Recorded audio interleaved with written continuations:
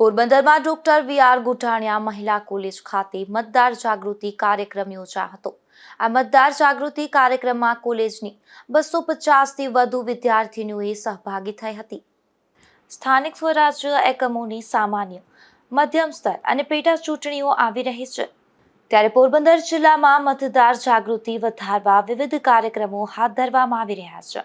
જિલ્લા ચૂંટણી અધિકારી અને કલેક્ટરના માર્ગદર્શન હેઠળ સ્વીપ કાર્યક્રમ અંતર્ગત મતદાતાઓમાં જાગૃતિ લાવવા માટે સતત પ્રયાસો કરવામાં આવી રહ્યા છે.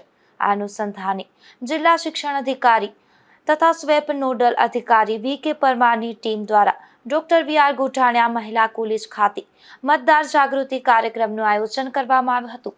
આ કાર્યક્રમમાં કોલેજની 250થી વધુ વિદ્યાર્થીનીઓ તેમજ અધ્યાપકો ઉત્સાહપૂર્વક જોડાયા હતા.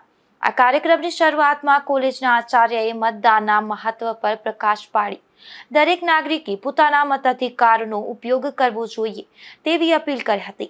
ત્યારબાદ સ્વીપ નોડલ પ્રતિનિધિ સંદીપ સોનીએ પણ મતદાર જાગૃતિ અંગે માર્ગદર્શન આપ્યું હતું. સાથે સાથે પ્રશ્નોત્તરી કાર્યક્રમ દ્વારા વિદ્યાર્થીઓની શંકાઓનું નિરાકરણ કરવામાં આવ્યું હતું.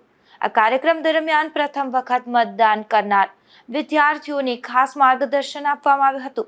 આ કાર્યક્રમમાં વિદ્યાર્થીઓને શપથ લેવડાવવામાં આવ્યા હતા.